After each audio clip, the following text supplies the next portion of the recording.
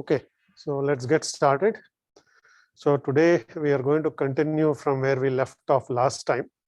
And if you remember, we started talking about remote procedure calls, socket programming, basically how can you build distributed applications and what kind of communication abstractions would you use to enable applications to communicate with each other. Okay, so we are going to continue from that point on. And what I'll do today is talk a little bit about some alternative RPC models. Then I'm going to talk about RMI, which means remote method invocation. That's essentially RPCs in an object-oriented world. Okay, they're just in Java, RPCs just are called RMI. So we'll talk about RMIs and object-oriented ways to invoke remote methods. And then the last part of the lecture, I'm going to talk about several practical systems that and languages that you can use to build either RPC-based or RMI-based applications. Okay, so that's essentially the agenda for today. So let's start with some alternative RPC models. Okay, first one I'm going to talk about is what is called lightweight RPC. Okay, so what is a lightweight RPC? So think about a scenario where you have a client-server application, okay? And the client component and the server component just happen to run on the same machine. Typically, when you have clients and server, we assume that they run on different machines and they communicate over a network. But there are many cases where the client and the server may just run on the same machine. Okay? But they're still using the same RPC mechanism to communicate as they normally would. Okay? And then the question is, how can we make the RPC mechanism more efficient in this special case? Okay? And so this technique to do that is called a lightweight RPC. So what can you do for you to take advantage of the fact that the client and the server run on the same machine? Okay? They still have to communicate over RPC. Okay? Normally, when you use RPCs, you have to remember that you're essentially going to set up a TCP connection and then set up a connection to the server and then send the messages back and forth. So all of that protocol overhead exists when you have the client and the server communicating with each other. Okay. Now, if they're on the same machine, do they have to use TCP/IP to communicate? Okay. The answer is no. You can use other ways for the client and the server to communicate with each other. So what might be one way to do this? Okay. Yes, you can use pipes. So essentially, what was mentioned, or a general way of what was mentioned is you use the memory on the machine. You use a buffer to communicate. Why send a message when you can create a memory region and put your message in that memory region and have the server take it from there? Okay, rather than sending an explicit message, which is going to invoke all of the TCP/IP overhead for communication. Okay, so what lightweight RPCs do is essentially they are using the same abstraction to communicate, but in the special case when the client and the server on the same machine, they're essentially going to use a memory data structure to communicate. It could be pipes, it could be a shared memory region. What it is an implementation detail, but the concept is rather than sending a message using a protocol stack, you're essentially sending a message using a shared buffer. Okay, so that's the basic idea, and copying into a memory buffer and taking something from a memory buffer is going to be more efficient than sending a message using a standard TCP/IP protocols. That's the basic idea. Okay, and so the rest of them are details. So essentially, what you do is when you create the client and the server, you do exactly the same, write the same code from a developer standpoint. But when you compile it, the OS is now going to create a shared data structure rather than using the protocol stack for communication. So the runtime system is going to do this for you. You don't have to do this as an application developer necessarily. Okay. There's a picture showed here where you have the client process, you have the server process. Maybe you can read this from the back, but those two boxes are client and server processes. And essentially, they're communicating using a memory data structure through the OS rather than sending an actual message using TCP/IP. And the details are essentially shown there. You push arguments to the stack Okay, you trap to the kernel. The kernel takes the memory region of the stack where you push the argument or the message, and then essentially makes that part of memory of the client accessible to the server. So this is using a special OS called memory map or mmap. Okay, so you can use that call to essentially allow the server to access that memory region, and then the server is going to execute it and send back a response through the stack. So it looks like you made a function call, you pushed your arguments into the stack that got accessed by the server, a response came back. Okay. Now, this lightweight RPC exists explicitly in some operating systems. There's one called Solaris, which is no longer in existence, but it was a flavor of Unix at one point. That's the one that introduced this concept. It was called doors in Solaris. Okay. And then as to which RPC to use, this is something you can actually specify using a runtime bit. Okay, because when you write the code, you don't know where your code is going to run. Okay, so the user of the code may not be the person who wrote the code. Okay, so when the user of the code decides that the client and the server run on the same machine, you can essentially use a configuration parameter to say use the lightweight RPC mechanism or use the standard RPC mechanism. So you can switch back and forth. Is that clear? Okay. So let me talk about a few other RPC models. The model that we have been talking about so far is called synchronous RPC. Okay. The word synchronous is a synonym for blocking. Okay. So when I say synchronous RPC, I mean blocking RPC. So whenever a client makes an RPC call, it's going to block and wait for the response to come back. Okay. So you wait for the the function to return you something. Until then, the client is going to be blocked. Okay. This is called synchronous RPC. Okay. Now, not all RPC calls have to behave this way, and here are three other mechanisms that you can use for providing RPC semantics. Okay. Clearly, if you have a synchronous RPC, then you have an analog of it, which is called an asynchronous RPC. This is a non-blocking call. Okay. The client can make an RPC request, and then the function that you use, remember, an RPC request is just a function call. It is just that the code of this function resides on some other machine. That's why it's a remote procedure. Okay. So in an asynchronous RPC invocation, you call this RPC method and it will return immediately, even though the RPC is in progress. That's why it's asynchronous. So the client can go off and do something else, and the server can then reply at a later time.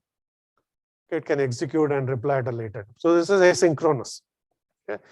Now, deferred synchronous RPC essentially uses two asynchronous RPC in the opposite direction. Okay. So use the first asynchronous RPC to make a request to the server, and the client is going to continue execution because it's not blocked anymore. It is not a blocking call. Okay. But now how is the response coming back? The server can make a reverse asynchronous RPC to send the response. And I'm going to show you a picture that depicts this. Okay. And then the one-way RPC basically says that you don't even wait to hear that the server has received the request. In the previous two, you at least wait for the message to reach the server before returning. Okay. In one way, you just hand the call to the OS and then you continue. So it is a type of an asynchronous RPC where you don't even wait for an acknowledgement for the server. So there's less reliability, but even less blocking than the other two asynchronous RPC techniques. Okay. So I'll show you some timing diagrams to illustrate this. Okay, this figure here shows the standard synchronous or blocking calls. Okay, so you will see the client is at the top, the server is at the bottom, the x-axis is time. Okay. Dark line shows that you're executing, dotted line shows that you are waiting. Okay. So initially the client is executing, it makes a request, and then it blocks. Okay, wait for a response. So the request is going to reach the server, the response comes back, the client unblocks and continues. Okay, standard blocking semantics. Okay. This one is asynchronous. Okay. Client executes, sends an RPC call, waits for acknowledgements and call has been received by the server, and then it continues. Okay, so not waiting for a reply. That's the main thing. So here you have waited all the way for the reply to come back. Here you're just waiting to hear that the server received your RPC and is executing. Is that clear? Okay. So you can imagine what a deferred synchronous looks like. You essentially now have a second RPC in the reverse direction. Okay, so that's your actual RPC request. You reach the server, okay, ACK went back, client continues executing something else, server is executing your request, here is where your return value has been produced. It is communicated to the client as a reverse asynchronous RPC. Okay, so there are two calls happening, one in each direction. Okay, so these are different ways you are going to implement a RPC runtime system. Or if you're an application developer, these are different semantics your RPC system may give you. So you have to assume that your code has to behave in a certain way based on whatever the RPC semantics are. Is it blocking, non-blocking, and so on. Okay, any questions on this? Is there a question on the chat? Okay. All right. So now we are going to switch gears. So we're done with the RPC part. Okay. We're going to talk about RMIs, remote method invocations. So these are RPCs that are applied to objects. Okay. So if you're writing a Java program, you essentially write your code using classes. Okay. Classes have variables and they have methods. Okay. Now it just so happens that if you are going to use RPC in these types of programming languages, certain objects can have methods that can be called by programs on other machines. Okay. By default, if you write a class and it has methods, those methods cannot be invoked by arbitrary programs on the internet, because they're local objects. Okay. They're just going to be invoked by other objects and other methods in your own program. Okay. But you can make certain objects, or you can write certain classes to accept method calls from other machines. Okay, so you'll essentially make that object be a remote object. By remote, you mean that it actually has methods that can be invoked remotely. And some of those methods can now be invoked by other application processes on other machines. Okay, exactly the same concept as RPCs, but your procedures are now methods that belong to objects. They're not arbitrary functions anymore. Okay, so that's essentially the idea behind RMI. Okay? And we'll see that there are certain interesting differences between RPCs and RMIs. The RPCs do not allow you to pass by reference, you can only pass by value. Okay? In RMIs, at least the object references can be passed by reference if you are exposing remote objects, and we'll see why as well in just a minute. Okay, but here's a picture that explains how this works. Okay? So you have your client machine, you have your server machine. On the server, you have written a class that instantiate an object. Okay, so that gray box is the state. Those are variables of that object. Those smaller square boxes are methods. Okay, because this is a remote objects, those methods now can be called by a client process. Okay, the server could have other local objects, just as their normal classes. Those methods are not exposed. Okay, only the methods of remote objects are exposed to other processes. Okay, just so that you're clear. Yeah, now you have a client machine. So the stubs in the Java world are called proxy and skeleton. Okay, remember I said in RPCs, you have some code that is automatically generated. That's called a stub. Okay, so when you make an RPC request, the stub code is the one that actually packages that arguments, sends it over the network, and so on. Okay. In the Java world, there's just a different terminology. The client stub is called a proxy. Okay, server stub is called a skeleton, but it does exactly the same thing as a stub. Okay. Its goal is when a method is called, that's a remote method, it has to construct a message, it has to connect to the server, okay, send that message to the server. The stub at the other end is going to receive this message and invoke the actual method, execute it, send back a reply. So all of those steps are unchanged. Okay, is that clear? Okay. So it's the same concept, but now you're using an object-oriented paradigm to write your application. Okay, the client and server in this case could be Java code, for example. Okay, now there are the same kind of details that you had before, you still have to worry about. Okay, whenever you send messages over a network, okay, In this case, again, we are not making any assumptions about the client and the server platform. Okay? They could run on two different hardware architectures. They could run on two different operating systems. Okay? So your messages have to be interpretable across platforms in the right way. Okay? So just as we had marshalling and demarshalling of arguments, Java calls this serialization and deserialization. Okay, serialization in Java is a process by which you can take either an object or a message, okay, and you can construct a byte stream that can then be reconstructed at the other end regardless of what platform it is. Okay, so you can send this message over a network. Maybe a big Indian machine sends it to a little Indian machine, or a Linux machine sends it to a Windows machine, but you can reconstruct that object as it was sent when you deserialize it. Okay? So marshalling and demarshalling in the Java world is called serialization. Okay? So the same thing has to happen. Okay? You have to, when you send this message as an RMI call, you have to serialize it, and then at the other end deserialize it to reconstruct the message, the arguments, and whatnot. Okay? So essentially, all of that is still the case, and you can use the Java's built-in support for serialization. Okay? Java has serialization not just for RMIs. You can actually take an object, serialize it, put it on disk, okay, and then read it back from disk at a later time, and the object comes back. All of its state, all of its method comes back. Okay? There's also a way to save the state of an object and reconstruct it. So it has this features already built in, which we are going to use for RMIs in this case. Okay. And then the next detail to think about is how is the client going to find the server. Okay. And last time we said there are many ways for you to do this. One is for the client to actually know the IP address and the port number of the server, and then you just do a one-time connection, but all the TCP/IP work for setting up the connection is done by the stub. Okay. The same would be true here. If you know where the server is running, you can essentially do an explicit what is called binding. Binding allows you to connect to the server.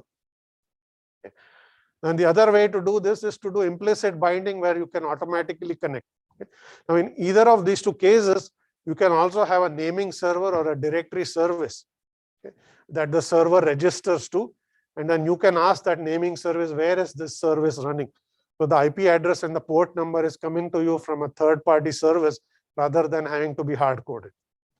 This increases portability, because when you write the code as an application developer, you don't know where the user of the code is going to run it. Okay? So you can't just put in IP addresses and so on, because the user may run it on their machine. You don't know what their machines are. Okay? So there has to be a way by which you can figure this out at runtime. So a good way to do this is to rely on a naming service. Okay? So you can register, your server can register itself to a naming service.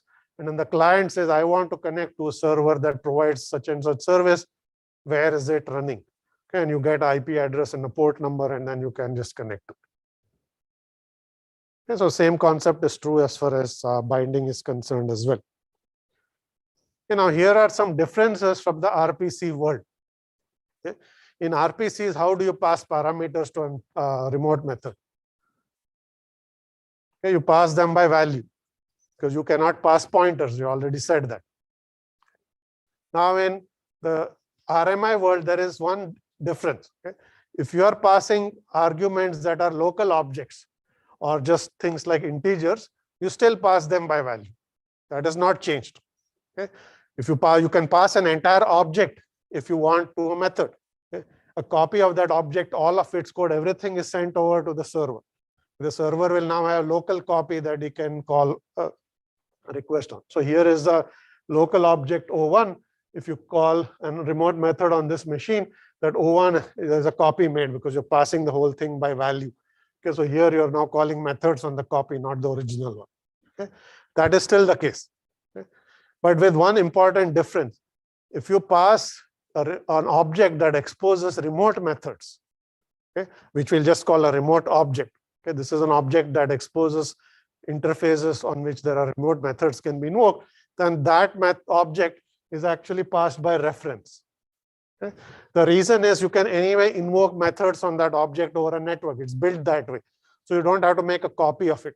Okay? You can just pass a reference to it, and then you can still invoke methods on it remotely. Okay? So main difference is local objects pass by value. Any object that exposes a remote method, okay, essentially if you have in the code, you say it basically is a unicast remote object, which means that it has remote interfaces that allow remote method invocation. Then if you pass that object, you're essentially going to pass a reference. Okay, and then you can just still call o2.foo as the method on it. Okay, you're not going to make a copy of it. Okay. So this is equivalent to saying if you're remote objects, you are essentially passing references. For local objects, you're passing by value. Okay, this is the only difference. Otherwise, you're still passing by value. Yes, question.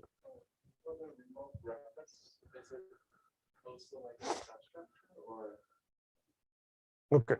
What is a remote reference? Is that what you're asking? Okay.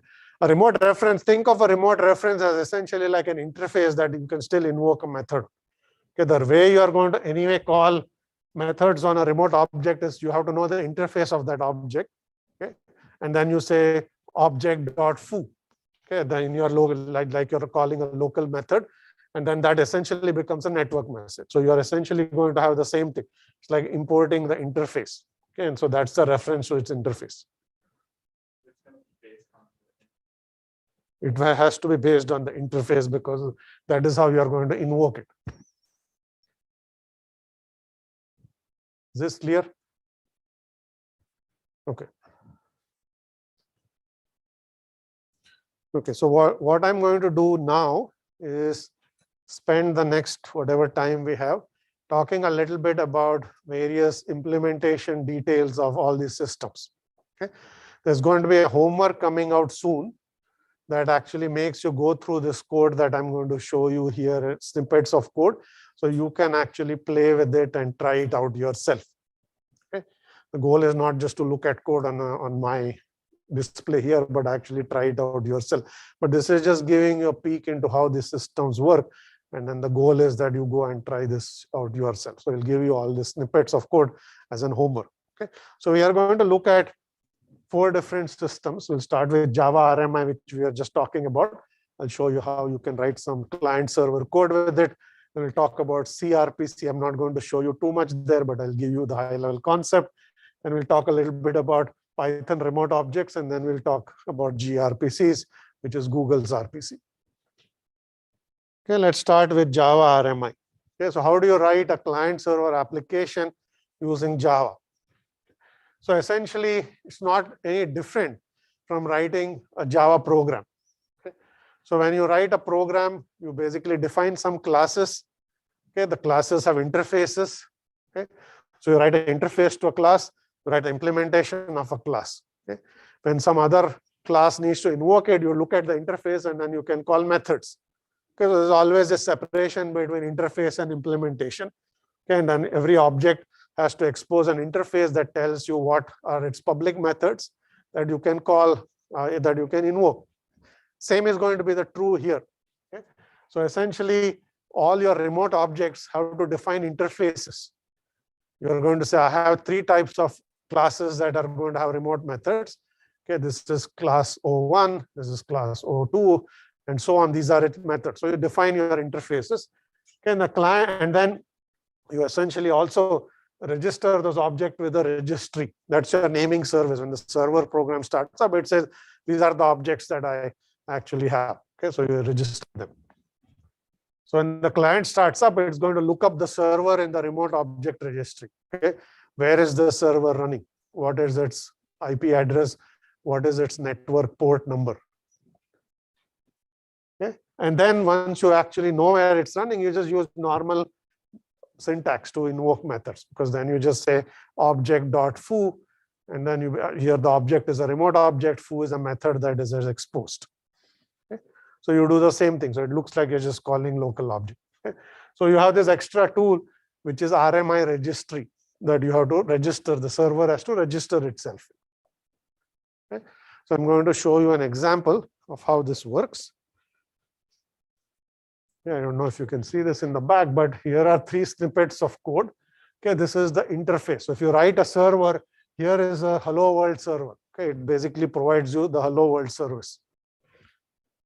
Okay, so you are going to essentially say the interface hello extends remote. So you say that this class is going to have a remote method, and then you essentially says it has this method say hello. Okay, it returns a string. Okay, that's the interface. Okay. This is the implementation. This is not the whole code, but I just picked the snippet of it. But this is the implementation of the server.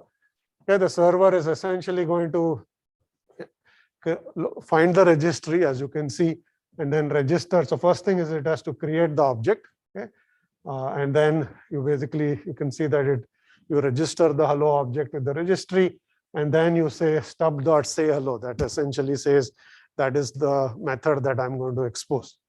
Okay. And then, sorry, that's the client, not the server.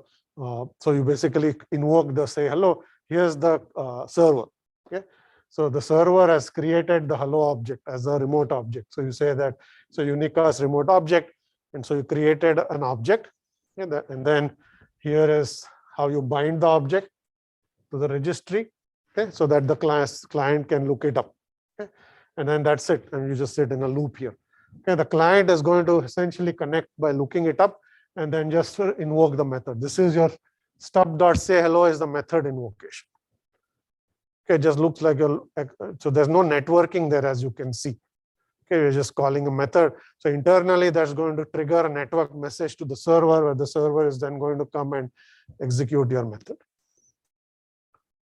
Okay, so it doesn't look very different from normal code, except that you have to declare that the object is a remote object, and you have to declare its interfaces so the client can invoke it. Yes, question. Is it just basically on client side, server side, the code would have interface on top, and then each? Okay, so question is the client and the server have to have interfaces. So in this case, you declare the interface so that the client can import it. Okay, so once the client imports it, it knows that there is this type of object. It can basically invoke this kind of method. So then you can call it. Otherwise, you don't know what this method is. Okay, so the interface is something that the client needs. The server, of course, declares the interface, but has to provide an implementation of that interface. Okay, that is this part. Okay, so I'm just showing three pieces because this piece is needed by the client, and of course, this piece is implemented by the server. Okay, yes, question. Okay, can Rmis be synchronous or asynchronous? So this is Java code. Okay, so the default abstraction in Java is synchronous. Just as when you call a local function, you wait until the function returns. That's synchronous invocation of that function. Just as you call, same thing will be true here. When you say hello, okay, that's going to trigger a network message. So you are going to block there until it returns the string. The response comes back. So this is going to be blocking or synchronous, in other words. I'll show you other examples where you can do asynchronous. Okay, what questions do we have here? Yes. The interface is written on the server. So, right. So how does the client know what the interface is? Is it shared? Okay, good question. The interface is written with this at the server. How does the client know? For the client to make a call to the server, you have to share the interface. You don't have to share the code. It's like in C, C++, you have header files. Right? So you have header files where you have defined various function prototypes and so on. The same thing is true here. You have to essentially share this with the client. Otherwise, it will not work. Okay, any other questions? Yes.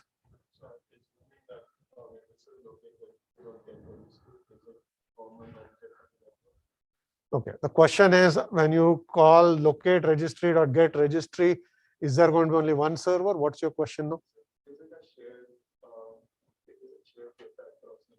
Okay, is it shared data across the network, right? So you're asking, where is the registry running? Okay, so the registry could run on some machine, and you need to know, at least the client and the server need to know where the registry is running in order to register themselves or look up something.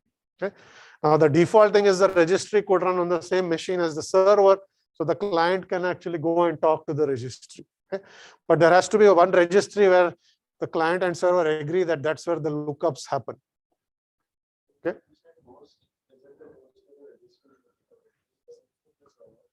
Okay. So the question is, what does the host mean here, right? So this code, if you go and look at it in detail, is actually assuming that the client and server are running on the same machine. Okay, it's making that assumption. The RMIs don't require that assumption.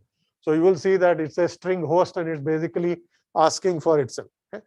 So the other thing is you can actually specify the host as a command line argument, okay? And then it will contact that host. So one of those two things has to be true.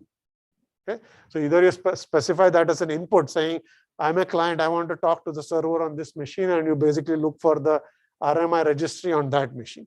Okay? Or you assume the two are local host and then you can do that. Okay? So those are the two things. You had a question there? Okay. Anything else?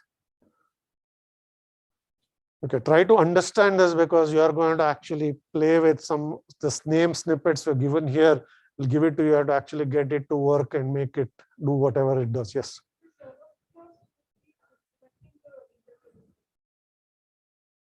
What's the question again? The server what?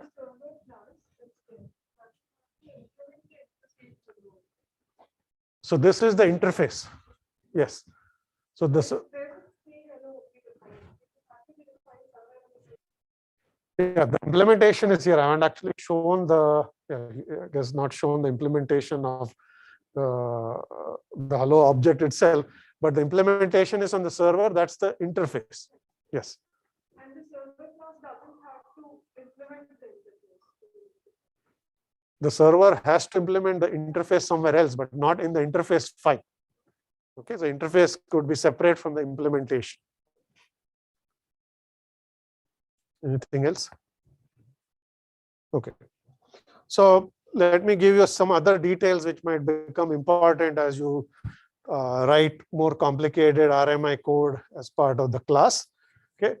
And one of them has to do with synchronization. Okay. So first of all, I presume all of you know what synchronization means when you have, let's say, multiple threads or multiple processes that share a data structure. You should protect it with a lock. Because if you try to read or write to it at the same time, you can overwrite your result. Okay, so anything that is shared typically needs to be protected with some synchronization primitive. Okay? Typically, it's a lock or a semaphore. All these concepts you probably have encountered in an undergrad OS class. If not, go and review that chapter on synchronization, okay, so that you have some understanding of how they work. Okay? Now, assuming you know what a lock is, okay, let's ask what happens when the server receives multiple client requests, but those client requests are accessing a shared variable. Okay, clearly, you have to protect that with a lock somewhere. Okay, because if you think of the server as maybe it's writing a bank application, one client says deduct so much funds from the account, another client says go do something else on that same account. You want them to be dealt with a lock to prevent something from getting overwritten. Okay.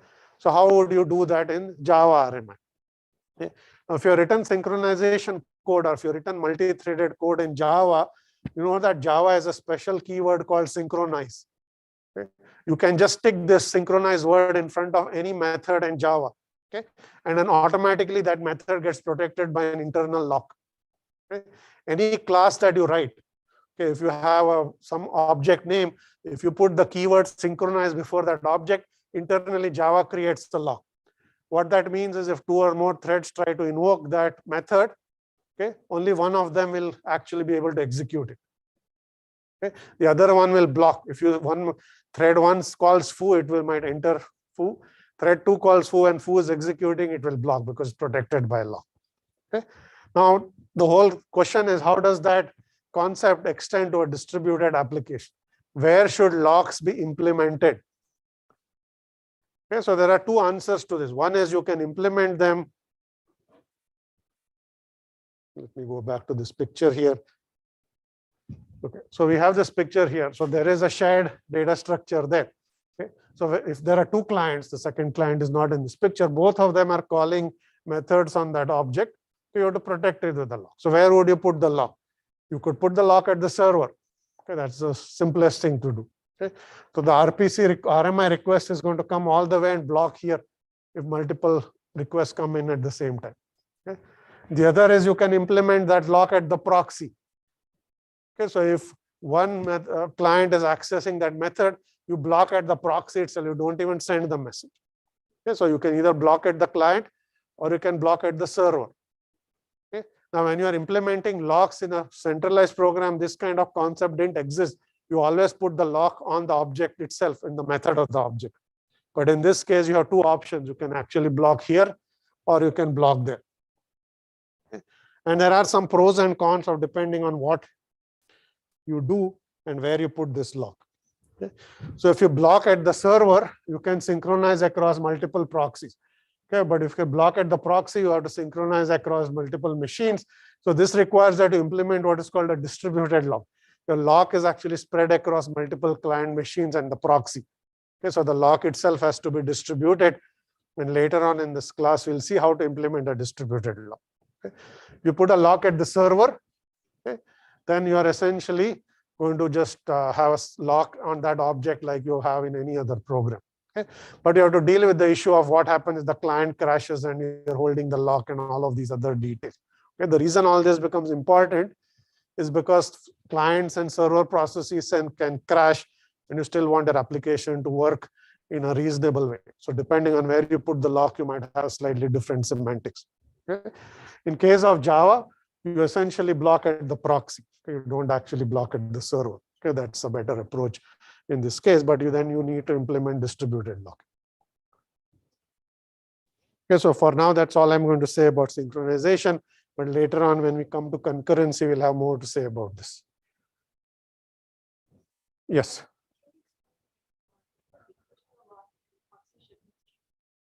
Okay, why should putting a lock in proxy be distributed? Okay, let me draw a small picture here. Okay, this is our server. Okay, this is client 1. This is client 2. Okay, this is the proxy of client 1. This is the proxy of client 2. They're both making a call. Okay, now if client 1 has made the first call on the server, the client 2 should be blocked, correct? Because when you put a lock, it means only one thread or one process gets access at any time. Okay? So client 2 has to be blocked. Now, that is done by ensuring that you block in the proxy. Okay? But the proxy has to coordinate with all other clients to know who actually has the lock. The way you implement a lock is if you say, I want to invoke a method on something shared, I first have to grab the lock. You do lock.acquire. Okay, so lock has two methods, lock acquire and lock release. Okay? So when you do a lock acquire in client 2, it has to know the state of the lock. For that, it has to know if client 1 actually holds the lock or not. Okay? Whether is there any client that holds the lock? If not, the lock is free. If at least one client holds the lock, then the lock is in use. Okay, so this requires you to coordinate across clients.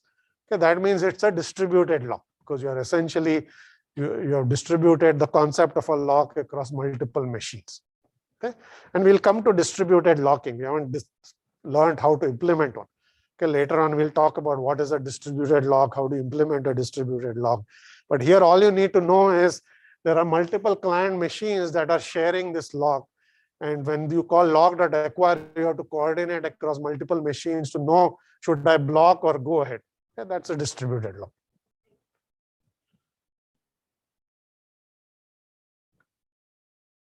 Okay, so let's talk about C, C++, and RPCs. Okay, so again, here I'm not going to show code snippet, but I have provided some examples of this code snippet in the homework that we will give you. Okay, the way you write RPCs in C or C++, it's not unlike what you do in Java. Okay, so you basically have a specification file. This is the interface file. Okay, so you essentially say, I have 3 RPC methods. These are remote methods. This method, the first method takes 2 arguments. They are both integers. The second method takes an array. Whatever it is, name of the method, all the arguments, it's like a header file. Okay, so you essentially, that's called your specification or an interface definition. Okay, so you specify, and that's called a .x file. You have a interface definition file. Okay. Then you feed that interface definition file to a special compiler called Rpc Gen. It's an Rpc compiler. It's going to take that interface definition and auto-generate a bunch of code for it. That's your stub code. Okay. So you will see here, there's a client stub, that it generated. There's a server stub it generated. There are some header files it generated. And it also generated this file called XDR. That's your external data representation, which ensures that your code can be cross-platform. Whenever you send any data over a network, you first convert it to an XDR format. Okay? That code is also automatically generated. As a programmer, you don't write anything. All you wrote is, I have 3 methods. Okay, these are my RPC methods. All these files got auto-generated. Okay? Now you still need to write your client and the server. Okay, the server is just going to implement those 3 RPC methods. Okay, remember I showed you this add method as an RPC. So you'll write the add method and so on. Okay, on the client side, you will have a main function and you'll call those methods. So you just write a simple client and the server without much networking, and then you basically the client code and the client stub code get compiled together. On the server side, the server code and the server stub code get compiled together, and then you have the client and the server program. And then the client can communicate with the server. Okay, so that's the process that you use in RPCgen. Now, this process, although it is actually for C or C++, is not very different from how you will see it in many other languages, where you have something called an interface definition language, or called an IDL. Okay, anywhere you see an IDL and an IDL compiler, exactly the same thing is happening. Interface definition means you define your remote methods, you define what the function names are, what arguments they take, and so on. And the IDL compiler is going to auto-generate some code for you that is basically going to be a stub code. Okay, so this is just a process of how you will write it. So as a programmer, you're only going to write 3 files. You're going to write a server file, you're going to write a client code file, and you're going to write this specification. Okay? And you can see that that's very similar to what I showed you here. You had an interface file, and you had a client and a server file. It's the same concept. Okay? So here also, you're going to have your specification is like the interface file. Okay? Only thing is in C, you are going to create some code for you automatically. Okay, is this clear? What's happening here? Okay. Okay, so now let's talk about how the naming service works in C or C++. It's not very different from the Java RMI registry. Okay? In the world of Unix, there is a process called a port mapper. Okay? As the name suggests, it maintains a list of port mapping, saying this process is listening on this port number. This process is listening on this port number. Okay? Typically, HTTP process will listen on port number 80. Okay? SSH daemon is going to listen on port number 22. These are well-defined port numbers. But when you write your RPC program, okay, you are going to essentially, the server is going to register itself with the port mapper. This is exactly what happened in the Java case, where you went and registered with the RMI registry. Okay? And then the client has to essentially talk to the port mapper first, saying, do you have a server that provides the add service? Okay? And then you would have something that would have registered itself saying, I am an add service, and this is my port number. And the port mapper will say yes, and then send back the specified IP address and the port number. Well, IP address you know because you contacted the server, but at least you get the port number, and then you connect to that port. Okay? That's what the stub code is going to do. Okay? You just register, but all the stub code is doing all the lookup for you. Okay, is this clear? Okay, so the concepts you got to understand is whenever you have remote methods, okay, either you have to hard code where the server runs in your client code, then you can directly contact the server. Okay, or you assume that the server has registered itself with a naming service. Okay, that's just a process that keeps track of all the services that are running. Okay, all the RPC services, and you do a lookup and say, where is the server running? And then you know the port number. So these are 2 methods. And I'll show you some code now that allows you to actually play with both of those methods and understand them a little better. Is this clear? Okay.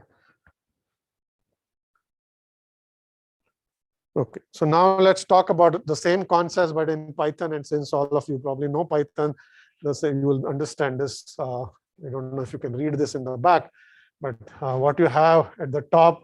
So, incidentally, in Python, there is a framework called Python Remote Objects, or Pyro. Okay, that allows you to essentially do RMI on Python objects. Okay, the remote object essentially says it's a Python object, but it has remote methods that can be invoked on it. Okay, so there are various versions of it. This is showing you snippets of code for version 5 of Pyro. Okay, that's called Pyro 5. And you will see here that's essentially your server. Okay, the first yellow box is the server. So you will see there is basically a greeting maker object. Okay, that's like your hello world object. It's essentially going to send back some string. That's all it does. Okay, so that's your class and that's the object. Okay, and then you basically make a server out of it. So you say pyro.daemon, so that makes it a server, and then you register it with the so as an object. Okay, so that's your registered object, and then essentially sit in a loop and wait for a client to make a request. Okay, by and large, all servers are going to essentially sit in a loop and wait for client requests. That's how they work in general. Okay, same is true even for an RPC server or a remote object server. Okay, so when you write this, when you start this program, okay, if you say Python and greeting server.py is going to give you this object identifier. Okay, so you will see that it has the port number and the host is localhost. In this case, it's saying I'm running on this host. That's my port number 33845. Okay, that's just for you to know that's what is registered with the naming service. So now this is your client snippet, this yellow box here. Okay, so in this snippet code, you are not going to look up the server at the naming service, but you expect the user to provide it. Okay, and that's the way this code is written. So first thing is it's going to say what is the URI, and so you essentially have to pass this entire string as input. Okay, that tells it where to look for the server. Okay, and then once you do that, essentially it's going to call the proxy and then say I connect. Okay, that gives me a handle to the server, and then essentially this is my remote method invocation. Okay, this is the object name.getFortune, and that was the getFortune method that's defined there. Is that clear? Okay. Now, clearly, when you write programs, you don't want the user to say, here is where the server is running, this is the port number. That is what was assumed here. Okay. So typically, you would add some extra lines to both the client and the server. So after you have this register, you're going to say name servers or register. I register myself with the naming service. Okay, so essentially you'll have that extra line there, which is not shown there. Okay, so that registers with the naming service. And in that case, you don't have to, this client code is also going to change. And then in this proxy thing, you're going to basically ask for that string saying, find the service that has this name, and then just connect to it. Okay, so you're going to use a name server to do the lookup. Yes, question.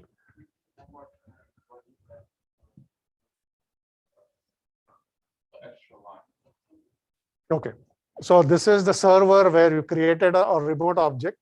Okay, you basically registered it as a remote object, and that's your object identifier. Okay, now in the client, if you had this hard-coded object identifier, you don't need to do any lookup. You just connect to it and you can call objects. So that is what this says. So the first thing is saying input is saying, give me the object identifier you want to connect to. So you basically take that string and input it here. And then the client can directly connect to the server. Okay. Now, what I was saying is normally you wouldn't do that. You will actually register the server with the naming service. So in this case, the server code need an extra line of code that is shown here, where your registered ns.register would appear here, and that registers the server with the naming service. Okay. And now the client does not need to know the handle. You can just ask the naming service saying, is there an example.greeting server running on your machine? If that is registered there, then you are basically going to connect to it. Okay. Is this clear? Any questions on this? Okay. So again, we'll make this code available so you can play with this and try it. Yes, question.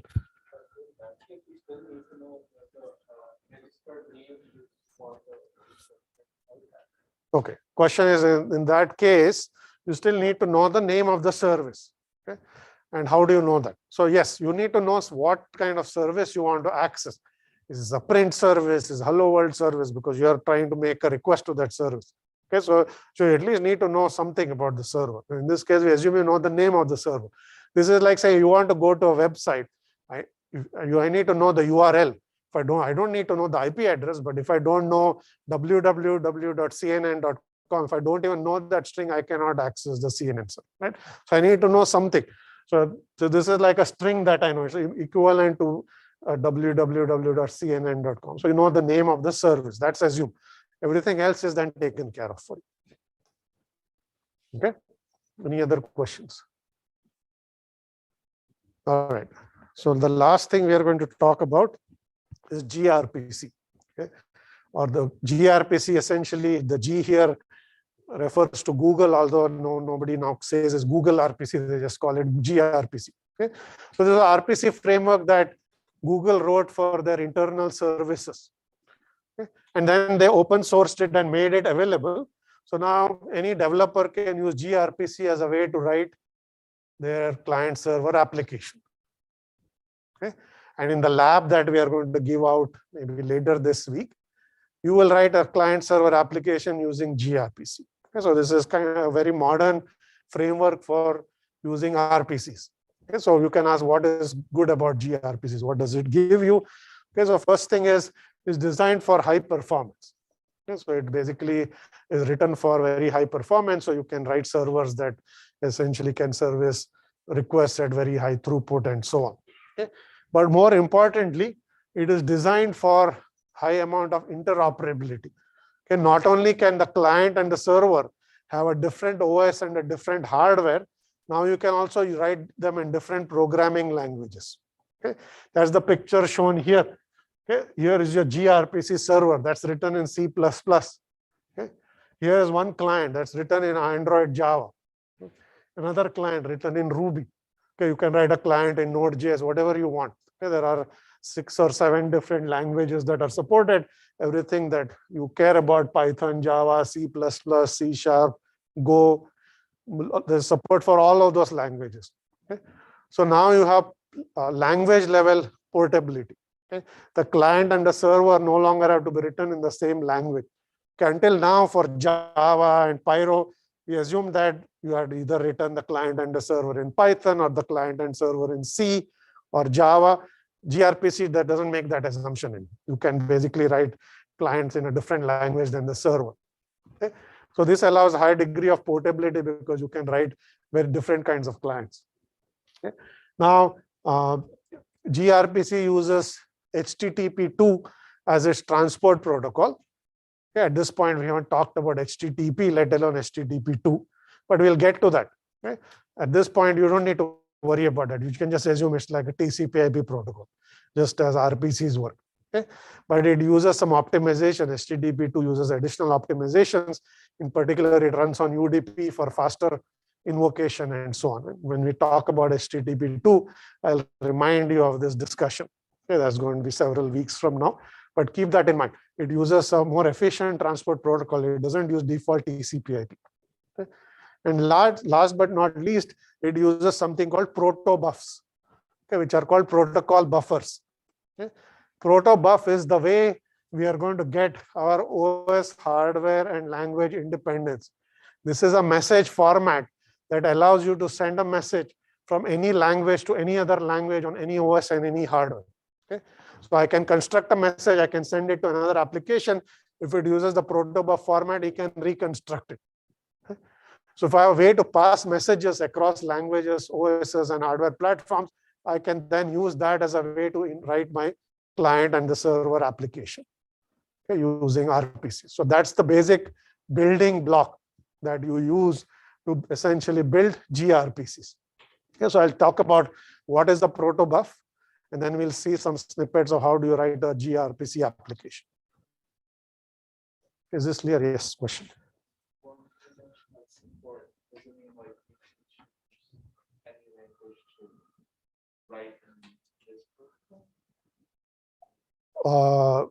You are going to write a GR. So question is, can you use any language to write the protocol?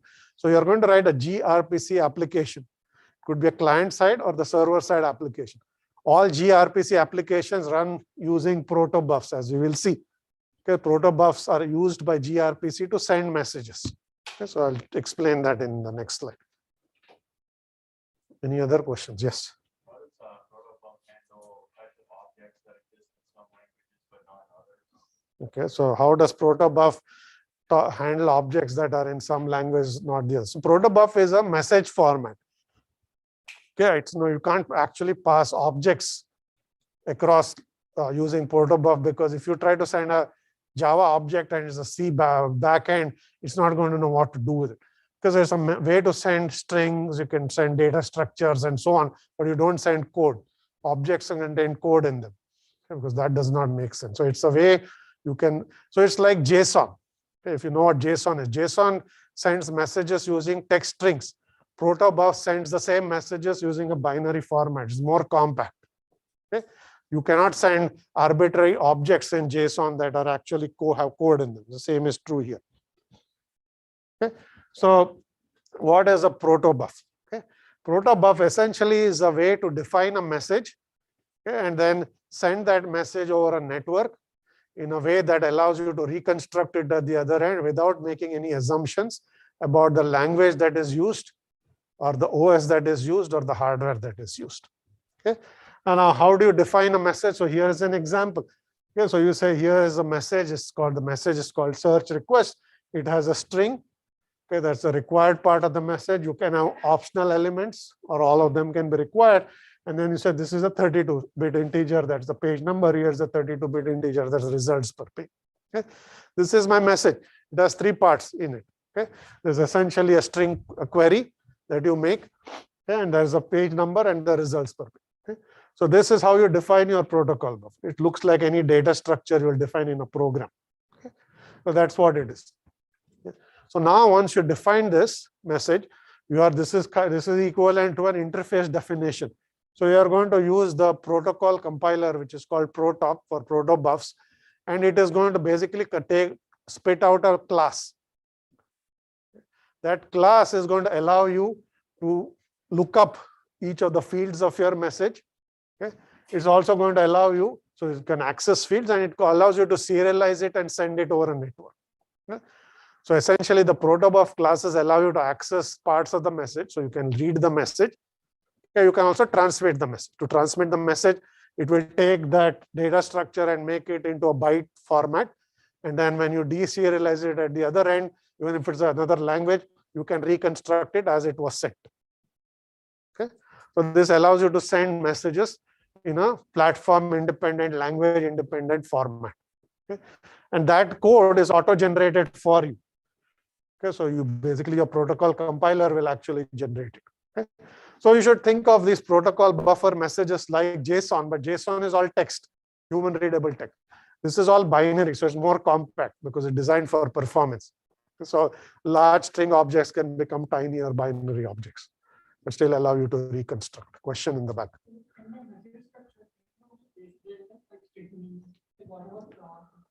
Yeah, so question is, can you have basic, so you cannot actually pass classes because you're not passing code.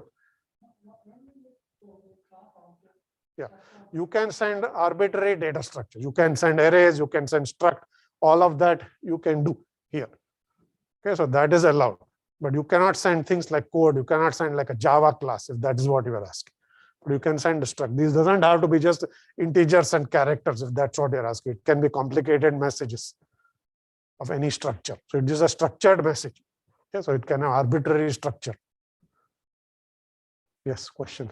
So like on the client side and the server side, they have like the same file, but they have like different compiler library to like extract the document. Okay, the question is, you are asking about how I haven't even got how Grpc works. So, but I'll explain what you asked. So you are saying that you basically take this string, you put it in what's called a .proto file that says this is my prototype protocol buffer. Then you essentially compile this. It's going to give me some classes. Okay, those classes now have to be used at the client end, not the server end. Okay. On the server side, you're essentially going to take this and construct a server with it if you want. But at the client end, you need this auto-generated code to essentially call a request to send this message, receive the message, read the message, and so on. Okay. So here is a Grpc example. Okay. What is a Grpc? Grpc is a way by which methods can receive a message that is defined as a protocol buffer, perform some operation on the message using any arbitrary code, and send back a reply. That's another protocol buffer. Okay. So you're exchanging data as protocol buffers. Protocol buffers are just structured messages. You can send any message. It can be integer. It could be an arbitrary data structure. Okay. So you can essentially receive a message, perform whatever operation you want on it, and send back a response. Okay. So here our hello world example. So you are going to still use a .proto file. Okay. Grpc essentially takes the protocol buffer format. And instead of exchanging messages, now I can define operations on messages. Okay, those are my RPCs precisely. Okay, so I don't say, here's a message. I say, call this method, and here's the message that is the argument to that procedure. Okay, so you essentially have your say hello and you have hello request. Okay, hello request is my string. Okay, so here is basically this is my protocol buffer message hello request. Here's a hello reply. Both are just simple strings in this case. I receive a string, I send back a string. Okay. This is my RPC. Okay. That's my function name that I've exposed. And it basically performs two operations. It receives this type of protocol buffer message, and it returns that type of protocol buffer message. Okay. You can, of course, write any arbitrary code you want inside the RPC. Okay. So this is how you're going to write your RPC. Okay. You're going to essentially define what are my inputs, what are my outputs. Okay, those are protocol buffers, and then all the methods you expose are RPC calls, and then you write code. So you receive the input, and then you do some operation, you write them out as an output. Okay. You will still write this into a .proto file. Okay, and then when you compile it, you're going to get a client code in whatever language you want. Okay, and then this code essentially calls the Grpc server that the Grpc framework has written for you. The Grpc server will just sit in a loop, wait for requests, and whenever those requests come, it will go to call your RPC, do the operation, send back up. So you are only writing this. You're not writing the server that sits in a loop and all that. That's provided to you. Is that clear?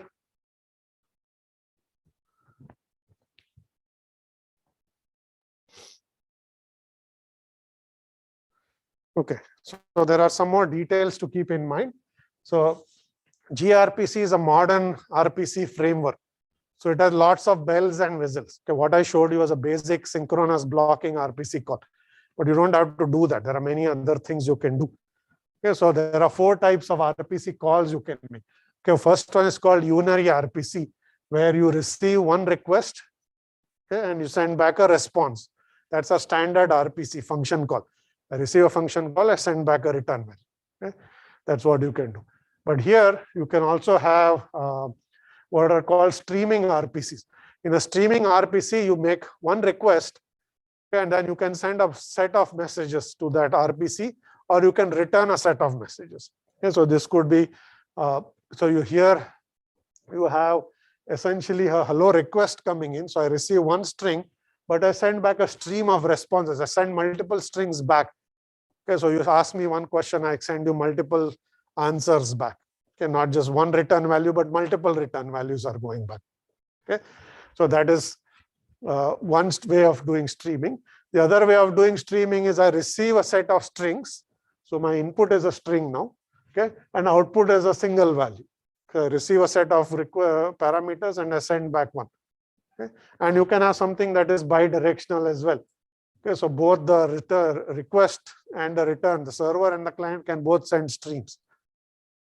Okay, so this allows you to send lots of data back and forth between clients and the server. It extends the standard functions or method invocation by allowing you to send multiple messages. Instead of making multiple calls, you just make one call and send multiple messages to the server. Okay, so you can do that with the Grpc. Okay. You can also have synchronous and asynchronous calls. Okay, just as I showed you the pictures at the beginning of the class. The default is synchronous, it's blocking. But you can say this is an asynchronous gRPC call. You'll make the request, but then you don't wait for a response. Okay, yes, question.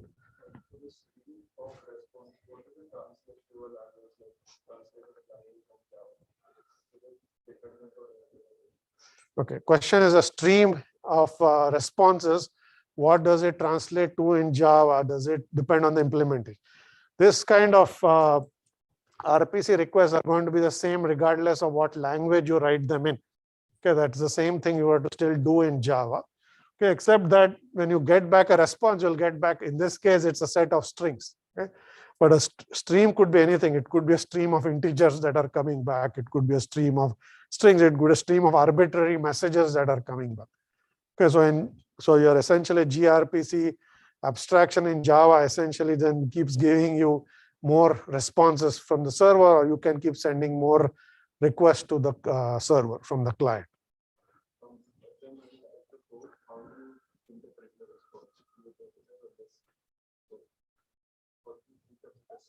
Okay, how do you interpret a stream? So there are ways by which you are going to essentially say that I want the next response. So question is, how will you interpret a stream? Right? So stream means there's the sequence of messages that are coming to you. So you can say, get me the next message, get me the next message, and so on. And then you'll keep getting additional responses from the server, or you can say, send the next message and send the next message, and so on. Okay.